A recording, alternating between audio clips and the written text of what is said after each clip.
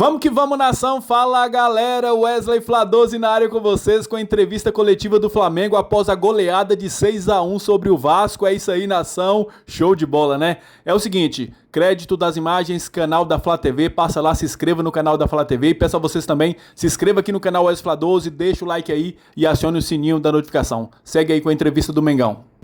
A gente manteve a tranquilidade, manteve o que a gente trabalhou, né? E seguimos criando situações e conseguimos terminar o primeiro tempo com uma boa vantagem.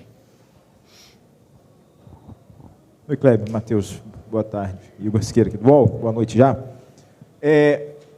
Como é que vocês sentiram, pergunta em relação ao Gabriel, dessa reinserção dele dentro desse grupo, dentro do estádio, dentro do jogo em si, camisa 99, gol, esse conjunto da obra envolvendo ele numa partida que acaba sendo a maior goleada da história do Flamengo sobre o Vasco?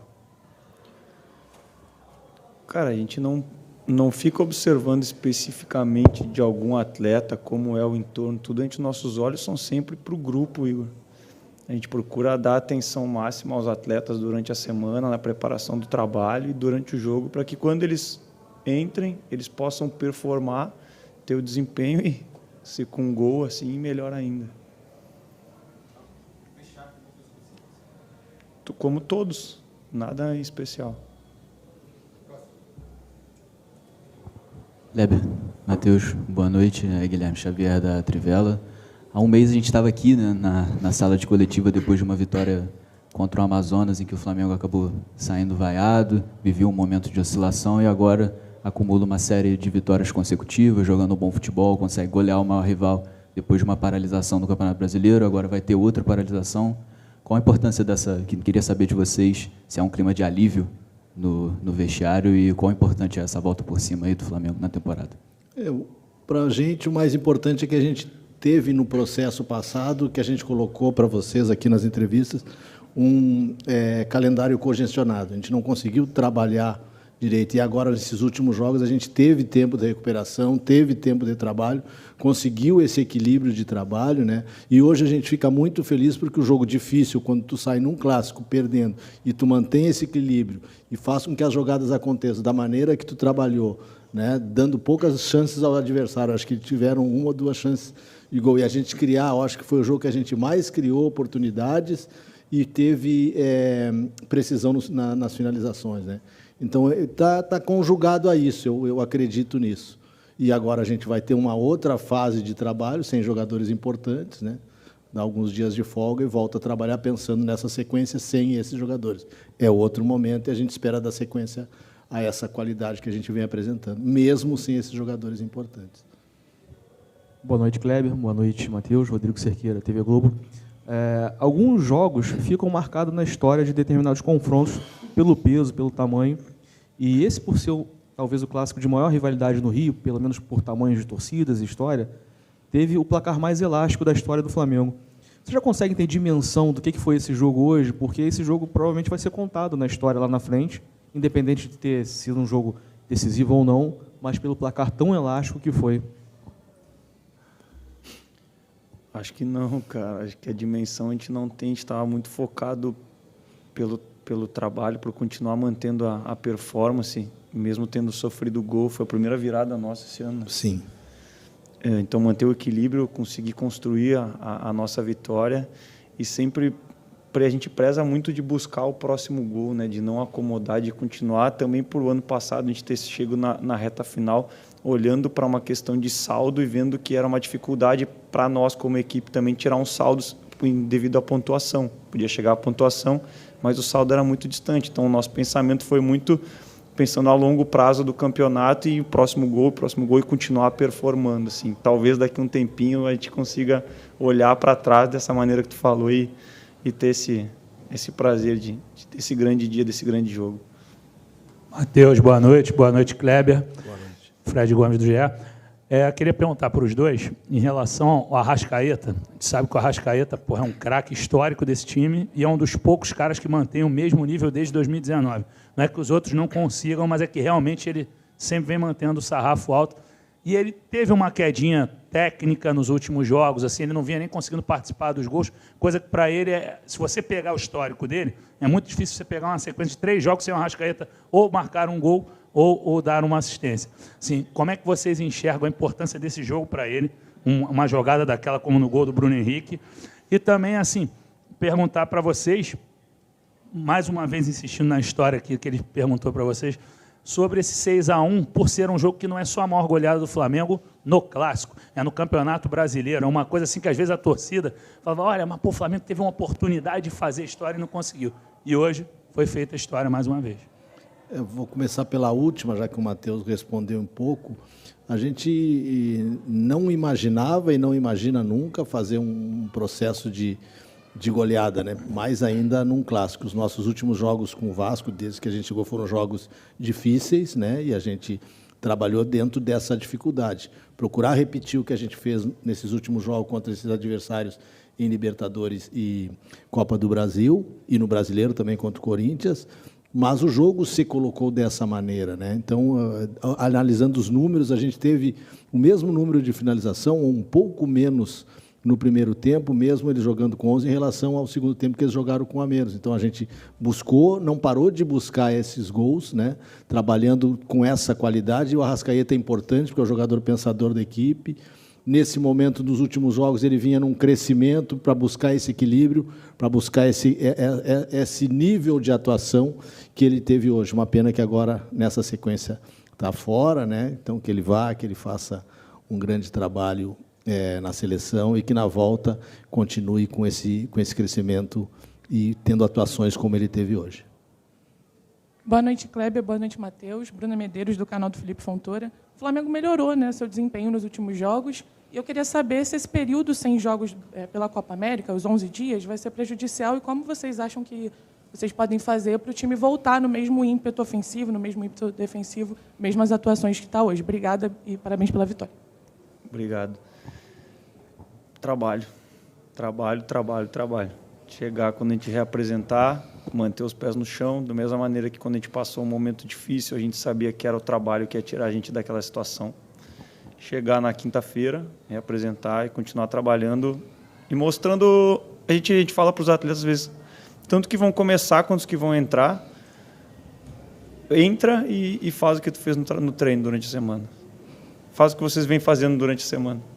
Eu acho que o Luiz e o Wesley são um grande exemplo disso. O que eles treinaram essa semana, eles treinaram pra caramba. Às vezes tu olha, tu fica com vontade de botar 20 jogadores em campo, só que não dá. Aí quando tu põe os caras que... Saber de vocês da situação do Carlinhos, né? O Carlinhos, ele chega no Flamengo, faz 2 jogos, se não me engano, no Brasileiro, tem até agora poucos minutos, ficou de fora hoje, não dá para colocar todo mundo, como o Matheus falou, mas como é que está sendo esse processo de adaptação do Carlinhos no Flamengo? Como é que vocês enxergam para os próximos jogos? Deixar para o Matheus responder, essa que está mais atento ao Carlinhos. O Carlinhos está num processo de recuperação física. Então, ele teve uma sequência, ele ficou doente, variou, não conseguiu fazer os trabalhos, então não é nem opção técnica, essa é uma opção mais de não ter recuperado, não estar apto 100% para o jogo. Então, foi mais nesse sentido, acho que ele não vem há uma semana já tentando se recuperar assim, e sem conseguir fazer um trabalho sequencial no dia a dia, então aí é mais nesse sentido. E a gente espera já que na quinta-feira, na reapresentação, ele já trabalhe com o grupo, né? E já esteja pronto à disposição para o jogo contra o Grêmio. Quanto à aceitação dele foi muito boa, o grupo costuma receber muito bem os atletas que chegam, né? E ele está muito feliz. Eu pedi para o Matheus responder, porque o Matheus trabalha muito com ele para questões de finalização, de movimentos ofensivos, né? E ele trabalhou bastante, precisava de um acréscimo físico, e agora vai estar com a gente a partir de quinta. E foi importante, hein? No primeiro jogo que a gente ganhou lá do Atlético Goianiense, foi muito por a gente ter tido 2 pivôs, e quando o Bruno Henrique sofre o pênalti, é porque o lateral tem que ficar pegando e cuidando do Bruno Henrique, não o zagueiro. Então ele já deu a resposta também, e a gente sabe que vai dar durante o campeonato. Aqui Matheus, Kleber, uma boa noite. Boa noite. Parabéns pela vitória, Marcos Martinho, do canal da QSRN. Eu queria perguntar para vocês a respeito da melhora do Flamengo durante o primeiro tempo. depois de um pequeno período ali de instabilidade, com dificuldade de quebrar as linhas do Vasco. Vocês encaram essa melhora como no aspecto anímico, no aspecto tático em si, de superação, no aspecto técnico, as coisas começaram a funcionar melhor, né? O Flamengo consegue 3 gols ali num período curto de tempo, relativamente, né? Queria saber a opinião de vocês a respeito disso. Mais uma vez, parabéns pela vitória e pela goleada. A gente reajustou alguns detalhes e a gente às vezes não gosta de falar nesses detalhes que são importantes. Foi aquilo que a gente trabalhou como estratégia de construção, principalmente, né? O Vasco marcou muito bem, com as linhas bem próximas, tirando espaço, mas a gente foi encontrando esses espaços pelos ajustes que a gente fez nesse início. E aumentou um pouco a competitividade. O Vasco iniciou competindo muito forte e o Flamengo aumentou a sua competitividade. Então, esses 2 fatores fizeram com que a gente crescesse e ainda no primeiro tempo definisse um bom resultado. Kleber, Matheus, boa noite. Parabéns pela grande vitória hoje aqui no Maracanã.